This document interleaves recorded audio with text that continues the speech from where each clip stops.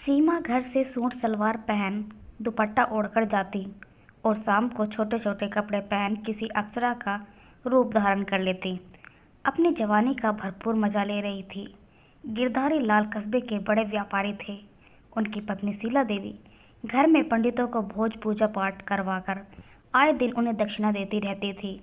वह आंख बीच पर पंडित और बाबाओं पर भरोसा करती थी, जिसके कारण उनके घर में दूसरी सहेलियों का आना जाना भी लगा रहता था।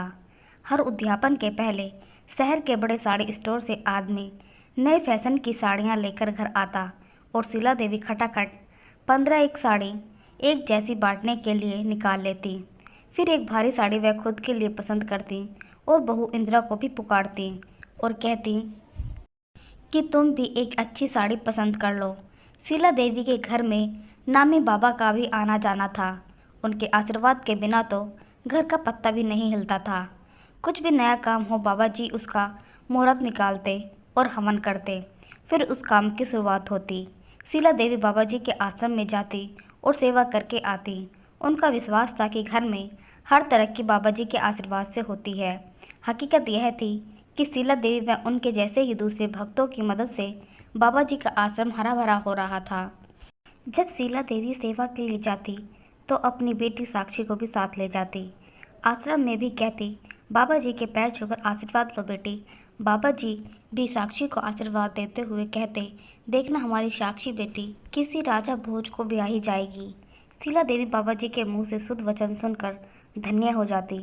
साक्षी निकली भी बहुत खूबसूरत। 4-5 साल बाद वह कॉलेज जाने लगी थी। जब इम्तिहान का समय आता, बाबा जी घर आते, साक्षी को आशीर्वाद देते। साक्षी भी उनकी शख्सियत से बहुत प्रभावित थी। कभी कभी अगर शीला देवी सेवा के लिए ना जा पाती तो वे साक्षी को भेज देती। शीला देवी की बहू इंदिरा पेट से हुई।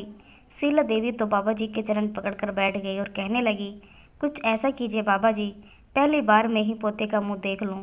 पोते होते ही आपके पूरे आश्रम में एसी लगवाऊंगी। बाबा जी ने बहू को पुकारा, बेटी इंदिरा जरा इधर आओ। इंदिरा वहां आई। बाबा जी ने कुछ मंत्र बुदबुदाया और बहू को आशीर्वाद दिया। पोते की आस लिए शीला देवी जी जान से अपनी इकलौती बहू की सेवा में जुटी रहती। सुबह उठते ही मक्खन मिश्री मिलाकर बहू को दे देती और आंखें मटका कर कहती, रोज खाया करो, मक्खन सा गोरा बेटा पैदा होगा। एक दिन शीला देवी ने साक्षी से कहा, बेटी आज बाबा जी के आश्रम में तुम चले जाओ, मुझे कुछ काम है। और देखो रसोई में जो सूखे मेवे रखे हैं उन्हें ले जाना नहीं भूलना। बाबा जी के आशीर्वाद से पोता ही होगा, तुम देख लेना। साक्षी भी माँ के कहे मुताबिक बाबा जी की सेवा में जुटी रहती थी।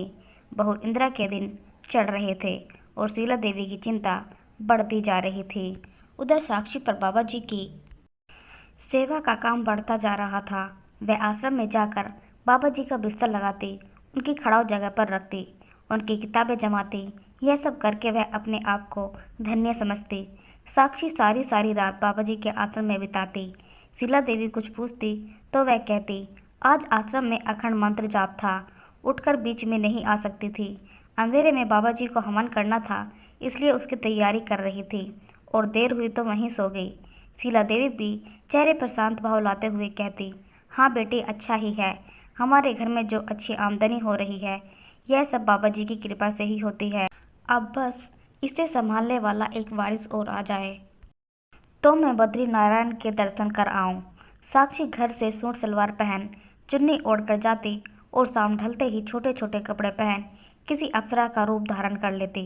वह अपनी जवानी का बाबा जी के साथ भरपूर मजा ले रही थी।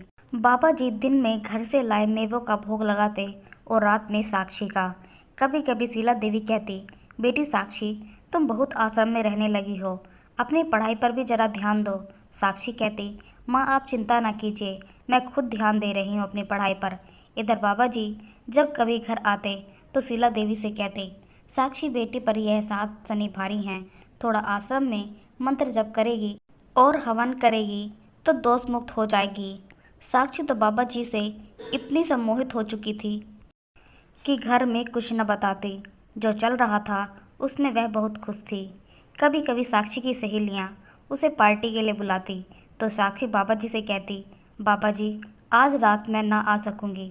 बाबा जी कहते, अब तुम बिन हमारा जीवन असंभव है। तुम भी नहीं चाहोगे कि यह राज खुल जाए। एक रात की भी छुट्टी नहीं मिलेगी तुम्हें। साक्षी बाबा जी के डर के मारे जिद ना करती और अपनी सहेलियों से कह देती कि घर में काम ज़्यादा है, वह पार्टी में ना आ सकेगी। जल्दी शीला देवी के घर में खुशखबरी आ गई कि उनकी बहू इंदिरा देवी ने बेटे को जन्म दिया। शीला देवी तो खुशी के मारे आसमान में उड़ने लगी थी। घर में बड़े ही जोर शोर से जश्न मनाया गया और बाबा जी का आश्रम शीला देवी की कृपा से चमचमा उठा। अब पोते के साथ शीला देवी और ज़्यादा बिजी हो गई और इधर साक्षी बाबा जी के आश्रम में। वह बाबा जी के खिलाफ एक भी शब्द सुनना पसंद नहीं करती थी।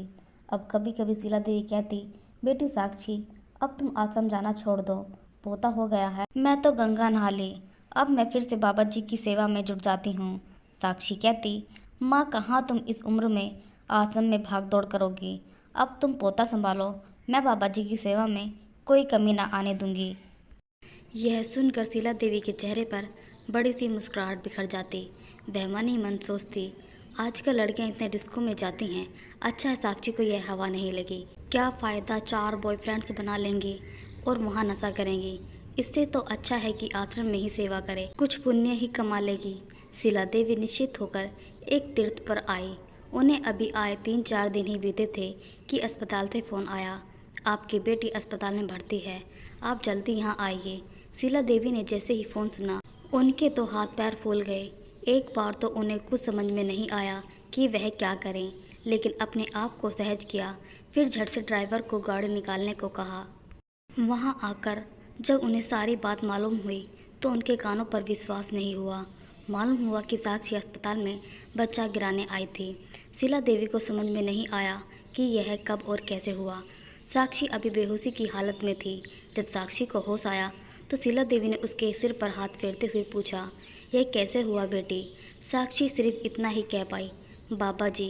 यह सुनकर शीला देवी को तो जैसे तन बदन में आग लग गई। वह कहने लगी, क्या बाबा जी ने ज़बरदस्ती की तुझसे। साक्षी बोली, नहीं माँ, सब मेरी मर्जी से, मुझे मालूम नहीं कि यह क्या हो गया है, लेकिन बाबा जी का साथ मुझे अच्छा लगता है। उसकी बात सुन शीला देवी का गुस्सा बेकाबू हो गया।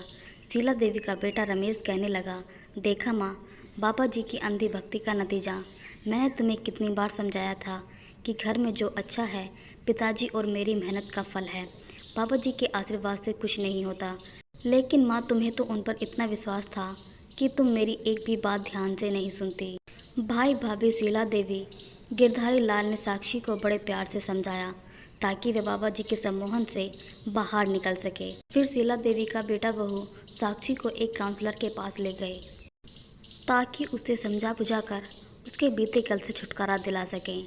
कुछ महीनों के लिए शीला देवी उसे अपनी बहन के घर ले गई। कुछ समय में ही साक्षी फिर से सामान्य हो गई थी। अब शीला देवी समझ गई थी कि बाबा जी ने उसकी अंधी भक्ति का इस्तेमाल किया और उसके विश्वास का फ़ायदा उठाकर उसकी बेटी को सम्मोहन कर लिया था। लेकिन अब शीला देवी ने बाबा जी के लिए अपने घर के दरवाजे हमेशा के लिए बंद कर दिए थे। बाबा जी ने भी सोचा कि शांत रहने में ही भलाई है, वरना यह गिरधारी लाल आग बबूला हो गया तो पुलिस में रिपोर्ट कर देगा और उसकी पोल पट्टी खुल जाएगी। उन्होंने जो आश्रम में हवन कीर्तन के नाम पर कारोबार किया हुआ है और बाबा जी का मुखौटा पहना हुआ है, वह जनता के सामने ना उतर जाए, कहीं उन्हें जेल की हवा ना खानी पड़ जाए। दोस्तों, इस कहानी से हमें यह शिक्षा मिलती है कि हमें किसी पर भी आँख मूंद कर भरोसा नहीं करना चाहिए।